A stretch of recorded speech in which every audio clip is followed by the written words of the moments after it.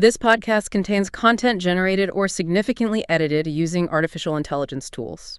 All information is provided for general informational purposes only and reflects knowledge available at the time of publication.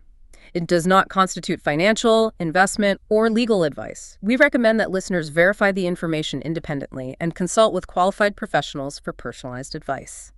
Welcome to the Luxembourg Fundcast. Today, we're diving deep into the intricate world of mergers and acquisitions, M&A, specifically within Luxembourg's financial sector. Now, Luxembourg, it's got this great reputation, right? A top global hub for complex cross-border deals. Absolutely. That stable legal framework, the sophisticated financial ecosystem, and that flexible corporate law, it's all been key. But things are changing. We're seeing a pretty seismic shift in the regulatory landscape. It's really reshaping how deals get done. That's right. Planning, negotiation, execution, it's all evolving. So our mission today is to, unpack this transformation, help you navigate it effectively. And we want to anchor this discussion around two critical takeaways, things you should really remember. First, it feels like the end of an era. We've got this impending national merger control regime coming. That's a big one. Yeah, it's Luxembourg's first mandatory pre-deal approval system for, significant transactions. It's a fundamental change from how things used to be, adds a whole new layer of planning and risk. Definitely a shift from the historically non-interventionist approach. Exactly. And second takeaway. M&A due diligence. It's caught in what we're calling a regulatory pincer movement. A pincer movement. Explain that a bit. Well, it means the simple financial health checks aren't enough anymore, not by a long shot. Acquirers now have to grapple with foreign direct investment FDI screening, plus intense scrutiny on anti-money laundering, AML, and know your ass of compliance. And DORA. Yeah, can't forget DORA. Right. And the Digital Operational Resilience Act, DORA. It's fully applicable from January 2025. And its core purpose is ensuring financial firms can handle major ICT disruptions. Makes digital resilience a key asset or liability. Precisely. So we'll unpack all of this and more. Let's begin. Sounds good. As you said, Luxembourg's M&A world isn't just one rule book, it's multi-layered. Yeah, it's this mix of flexible corporate law and then these specific, often EU-driven regulations on top. Especially for public companies or supervised entities. And we're seeing this clear trend, right, moving away from that hands-off approach towards a more regulated model. It mirrors what's happening across Europe. It does. A deal that might have been purely private just a few years back, now it can trigger obligations across the board. Corporate law, takeover rules, prudential supervision, FDI screening, competition law. Exactly. You need a holistic view now more than ever. So where's the starting point? What's the bedrock of Luxembourg's M&A framework? Is there one foundational piece? There absolutely is. At the very foundation, you have the Law of 10, August 1915, on commercial companies, often just called the 1915 Law. Okay, the 1915 Law. Yes. It governs the whole life cycle in corporation, operations, reorganizations, including domestic mergers. Its appeal for M&A. Well, it's that flexibility. It gives us key vehicles like the Société Anonyme, the SA, and the Société à Responsabilité Limitée, the SARL. The workhorses of M&A deals, you could say? Pretty much globally. Right. And importantly, it's not static. It gets updated. Recent tweaks clarified share transfers in an SARL, simplified liquidation rules.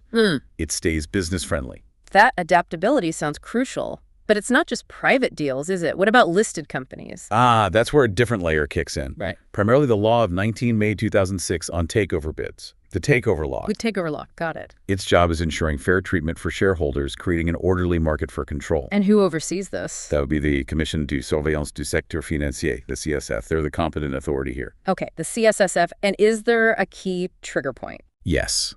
The critical threshold is acquiring 33.33%, 1/3 of the voting rights in a listed company. Hit that, and you must launch a takeover bid for all the remaining shares. A mandatory bid, so the law dictates the whole process. The entire public bid process, yes. From the announcement, the offer details, the timelines, it's all laid out. So the CSSF is central for takeovers, but their role is wider, isn't it? How does their general supervision impact M&A? Oh, absolutely. The CSSF is the main prudential supervisor for the entire financial sector here. Banks, investment firms, specialized professionals, PSFs, investment funds. Their core mission being? Safety and integrity of the financial system. Yeah. And in M&A, their role is huge. Any proposed acquisition of a qualifying holding in a CSSF-supervised entity needs their prior notification and formal approval. A qualifying holding, how is that defined generally? Generally, it's 10% or more of capital or voting rights. But there are further notification thresholds too, 20%, 33.33%, and 50%. And this isn't just ticking a box, I assume? Not at all. The CSSF does a thorough assessment. They look at the acquirer's reputation, their experience, financial soundness. So it's a real hurdle. It's a non-negotiable condition precedent. It can genuinely make or break a deal. Right. Which brings us back to why due diligence is so vital now. Okay, let's pivot to the big changes, the recent and upcoming ones altering the landscape, these new regulatory approvals. Yes. Perhaps the biggest headline is the new national merger control regime. That's coming via Bill of Law 8296, expected to be enforced sometime in 2025. And what's so new about it? Well, for the first time, Luxembourg will have a mandatory and ex-ante meaning before closing notification and approval system for concentrations. Managed by? The Luxembourg Competition Authority. Okay. And who needs to notify? Are there thresholds? Yes, there are turnover thresholds. It applies if the combined turnover of all parties involved exceeds 60 million euros in Luxembourg. And crucially, at least two of those parties must each have a turnover in Luxembourg of more than 15 million euros. Interesting. So it could even catch deals where both companies are foreign if they meet those Luxembourg turnover levels. Exactly. It significantly expands oversight, even to foreign mergers, if the local thresholds are met. That is a big change.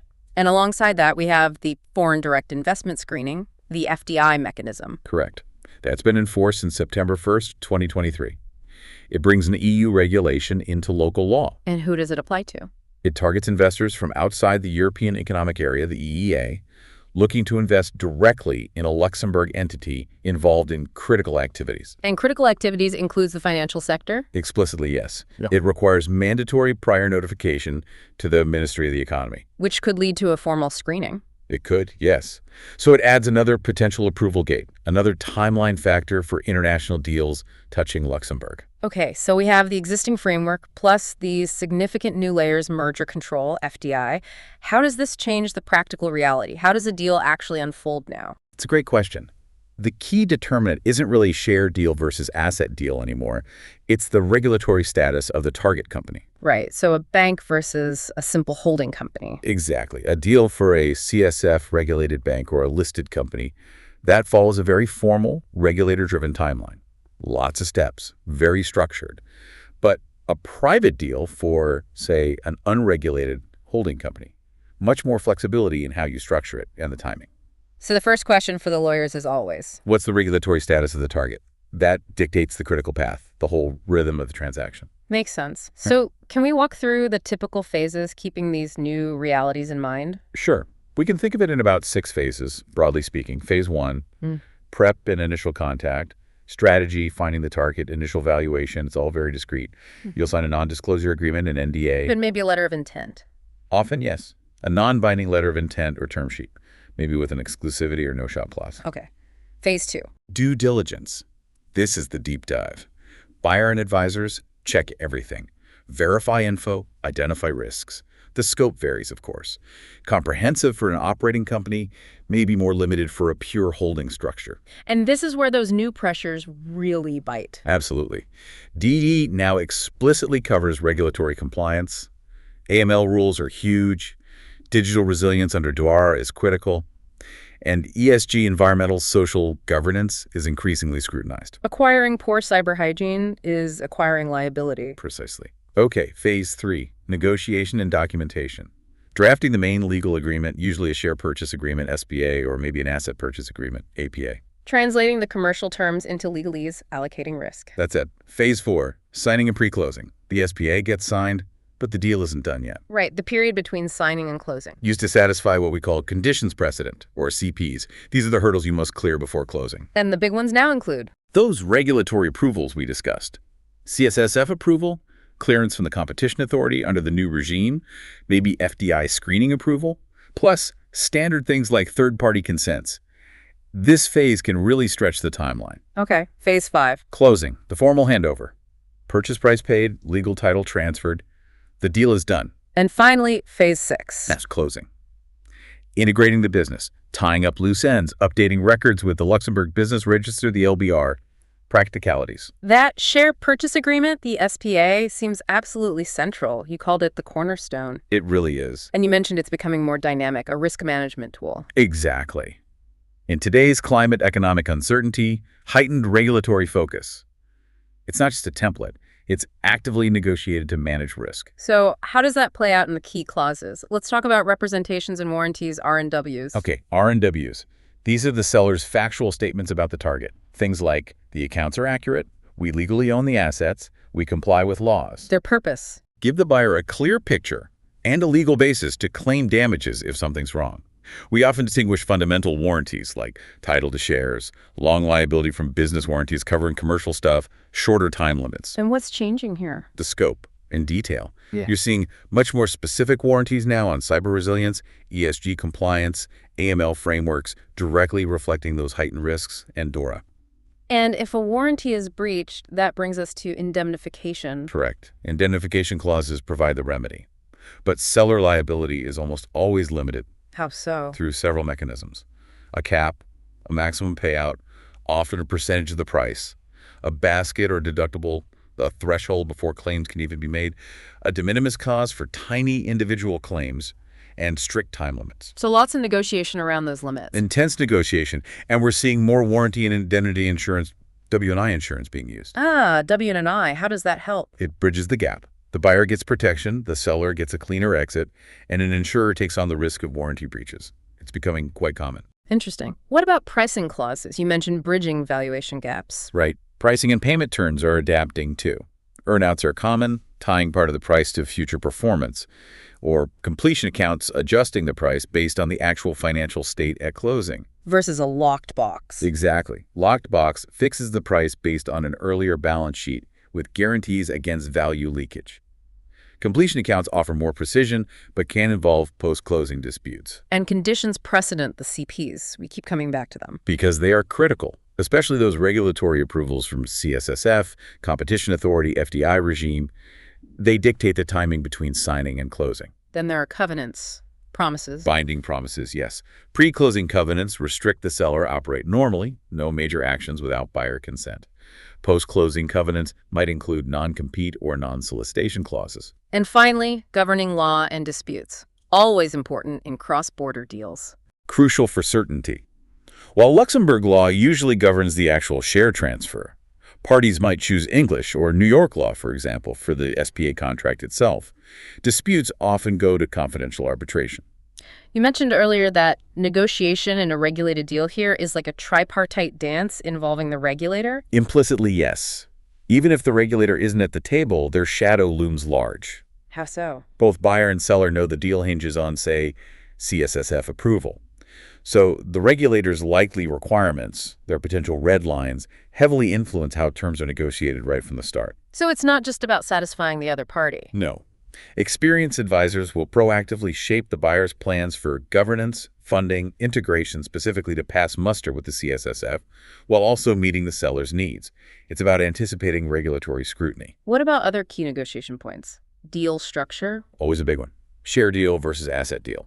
Simplicity versus cherry-picking assets, inheriting liabilities versus avoiding them, tax implications. It's complex. And deal protection, break fees. Often negotiated, yes, to compensate a party if the other walks away unfairly. And achieving 100% control, getting rid of minority shareholders. For public companies, there's the squeeze-out mechanism once you hit 95% ownership. For private companies, it's usually done through drag-along rights, pre-agreed in a shareholders agreement, forcing minorities to sell alongside the majority. Okay, let's talk brass tacks. Costs, pricing, timelines, and then let's circle back to why Luxembourg remains attractive despite all this complexity. Right, costs. Beyond the obvious advisors, lawyers, potential taxes, the biggest, most unpredictable factor is what we call regulatory drag. Regulatory drag. Explain that. Each extra layer of approval, CSSF, FDI, Competition Authority, adds direct costs for the application itself. But more significantly, it extends the deal timeline. And longer timelines mean? Higher financing costs, higher advisory fees as work drags on, and just generally more risk that the deal falls apart due to changing market conditions before you can close. Can you give a sense of timelines? It varies wildly. A simple, private, unregulated deal, maybe a few weeks. A complex international deal or one involving a regulated target, easily over a year. Public takeovers have their own rigid, multi-month statutory timeline. Regulatory complexity is the key driver. And financing. How are deals typically funded? Usually a mix. Shareholder equity, of course. Yeah. Third-party debt from banks or funds. Sometimes you see vendor financing where the seller provides a loan to the buyer to help bridge a funding gap. It definitely sounds like a balancing act, which leads to the big question. With all this extra complexity, this regulatory drag, why Luxembourg? What's the enduring appeal? That's the crucial point. You have to understand Luxembourg's unique selling proposition. It's not really a deal market in the sense of lots of local companies being bought and sold. Not a high volume of purely domestic M&A. Relatively small, yes. Luxembourg's true value, its USP, is being a deal platform. A deal platform. Exactly. It offers this unparalleled legal, regulatory, and financial infrastructure that makes it the premier hub in the EU for structuring and executing complex, international, cross-border deals. So firms use Luxembourg structures to buy assets elsewhere. Precisely. Private equity funds, multinationals. They set up holding companies or fund structures here to efficiently acquire targets across Europe or globally. Luxembourg is often the vehicle, the platform, not the ultimate target location itself. That's a really important distinction. What are the pillars supporting this platform status? Several key ones. First, unmatched legal and political stability. That predictability is gold for long-term, high-value investments. Makes sense. Second, that flexible and modern corporate law. We talked about the 1915 law and its tools. Third, the world-class financial ecosystem. Being the second largest fund center globally helps there. Immensely. You have this deep concentration of capital, expertise, asset managers, banks, specialist lawyers, auditors, all in one place. Fourth, regulatory credibility. CSSF approval means something internationally. It's seen as a hallmark of quality, robust compliance. It reassures international investors. Fifth, inherent cross-border expertise. The whole community thinks and works internationally. And finally, Relatively low litigation risk surrounding M&A deals. That adds certainty. okay, looking ahead then, what's the future hold for M&A in the Grand Duchy? You mentioned the 3 Ds. Yes. Digitization, diligence, and deals. I think these 3 forces will really shape the landscape. Let's start with digitization. Okay.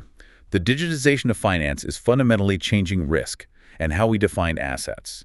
DORA, coming into full force January 2025, is the big driver here. It targets ICT governance, its digital resilience that's now a core part of its value. Buy a company with weak cybersecurity, you're buying a major liability. And AI. The rise of AI will continue to fuel M&A too, as companies look to buy rather than build tech capabilities. Okay, second D, diligence. It's only going to get more complex. The new normal for any major deal involves navigating this intersection of merger control, FDI screening, rising ESG standards, and that intense AML scrutiny. Diligence is becoming multidimensional. More hoops to jump through. Many more. And the third D, deals. Despite the hurdles, the pressure to actually do deals remains incredibly high. Why is that? Private equity firms are sitting on huge amounts of uncommitted capital dry powder. That money needs to be deployed. Combine that with interest rates maybe stabilized. Exactly. Stabilizing rates, plus the ongoing strategic need for consolidation in many sectors, it creates powerful momentum for M&A activity to keep rebounding through 2025. We've seen some big deals recently. Yes. Deals like ABN AMRO buying Hawk and Aufhäuser Lamp signal the renewed confidence in the financial sector here. So it seems the successful M&A player going forward needs serious adaptability. Mastering this new environment, using tech for smarter diligence, that's key to finding value. As you, listening, reflect on all this complexity, what stands out to you? What's the biggest shift you think you need to prepare for? As we draw to a close, let's quickly recap our 2 key takeaways from today's deep dive. First, the new national merger control regime represents a fundamental shift in the Luxembourg M&A landscape, adding a new mandatory approval step and timeline considerations for all significant transactions. Second, due diligence has become a multifaceted exercise in risk management. Acquirers must now scrutinize targets through the combined lenses of foreign investment screening, anti-money laundering rules, and digital operational resilience under DORA to manage escalating regulatory risk. This podcast contains content generated or significantly edited using artificial intelligence tools. All information is provided for general informational purposes only and reflects knowledge available at the time of publication. It does not constitute financial, investment, or legal advice. We recommend that listeners verify the information independently and consult with qualified professionals for personalized advice. Hit that like and subscribe button. It was the Luxembourg Fundcast for you today.